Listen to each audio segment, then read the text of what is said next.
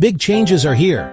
JetBlue has just rebranded its Paisley travel portal into the all-new TrueBlue Travel, and it's packed with new ways to earn and redeem your points. TrueBlue Travel is more than just flights.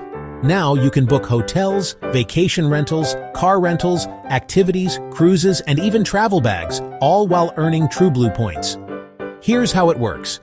You'll earn 1 TrueBlue point per dollar spent on hotels, activities, and cruises, plus 100 points per day on car rentals. And with a JetBlue credit card, you can supercharge your earnings up to 6x points per dollar. And it's not just about points. Every $100 you spend earns 1 mosaic tile, helping you climb toward elite JetBlue status faster than ever. You can redeem TrueBlue points for hotels and car rentals too.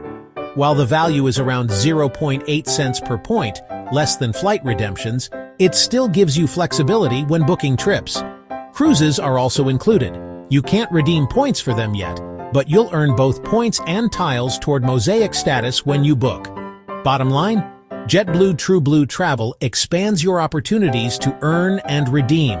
While flights remain the best value for redemptions, this new platform makes JetBlue points more flexible than ever.